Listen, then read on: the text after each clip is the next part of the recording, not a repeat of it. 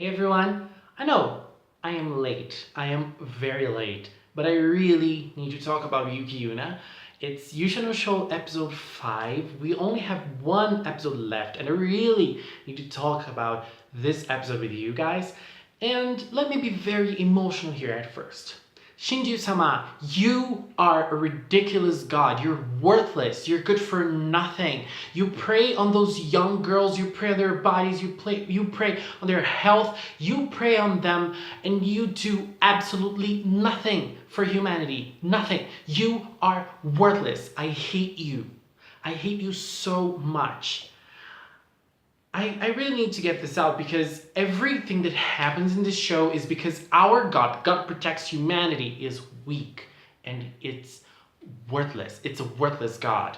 I don't even know if it's he or she, but I'm going to refer it as it because that's what it deserves. You are worthless, Shinju-sama. You're good for nothing.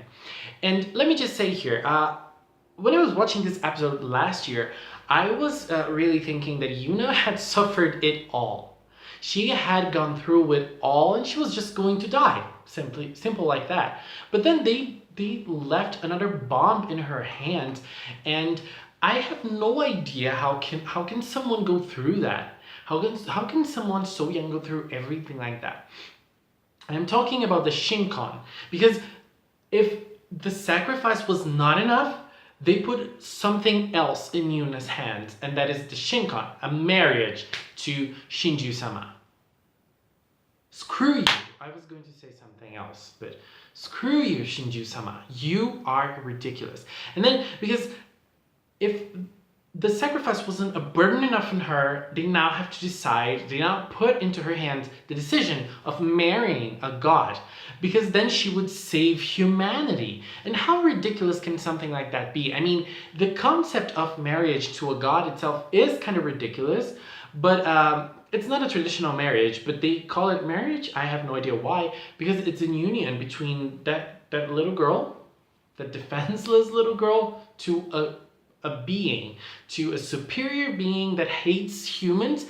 Shinju-sama hates us. There's nothing else we can say. If Shinju-sama actually liked us, Shinju-sama would let anyone be the sacrifice. Shinju-sama would let anyone be a fighter, a warrior, not only innocent girls full of life inside of them.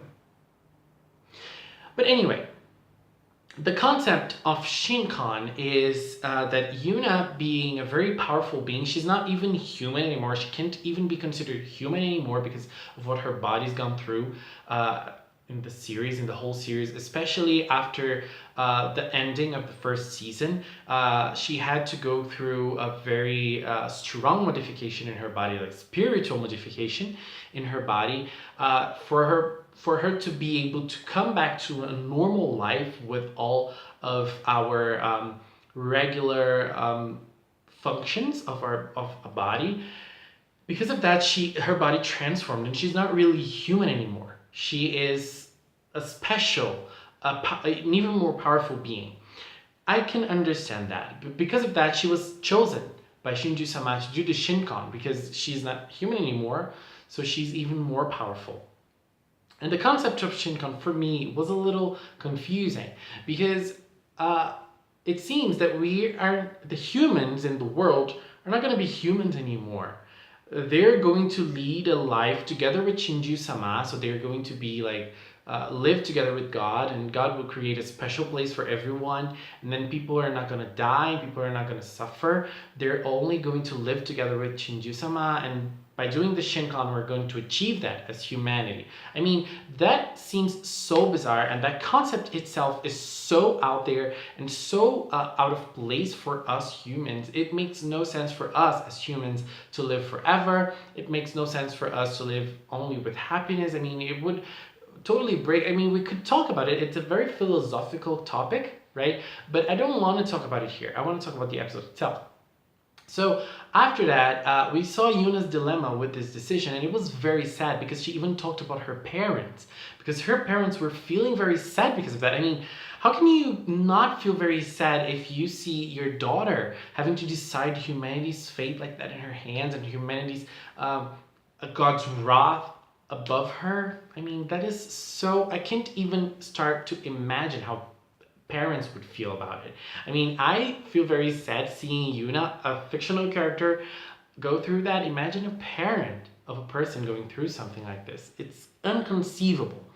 And then I saw that idea, and then Yuna's dilemma with that. I mean, her parents let her decide. They put it into her own hands, and then she went to talk about it with the girls. And then that scene was such a mess, and I was a mess. Emotionally, I was a mess watching that scene because I wasn't expecting to see such a strong reaction. I mean, I knew the girls would react strongly to that idea, to that stupid idea of the Shinkan, but I was not expecting the girls to fight against that idea of the Shinkan so strongly. And then they all started fighting, they all started crying. I was so sad. And obviously, I can understand how the girls would feel, and I can understand the way that they confronted Yuna. But I think that they would be more condescending of Yuna's, what's the word? Of Yuna's state, you know, because Yuna's suffering a lot. Yuna's going through a lot, so she really needed some support. But when she went to talk with the girls, she already decided about the Shinkan. She was going to do the Shinkan. And obviously the girls didn't accept that.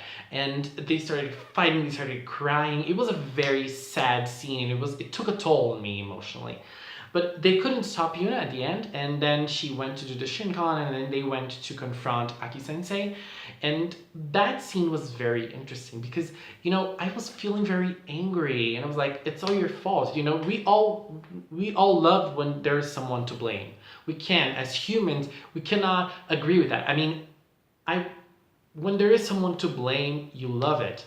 Just like when you're watching Madoka, for example, we start hating Kyubei.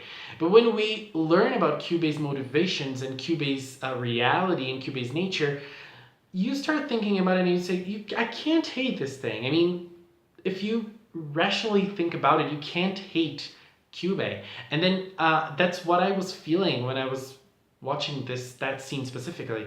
I can't hate Aki-sensei.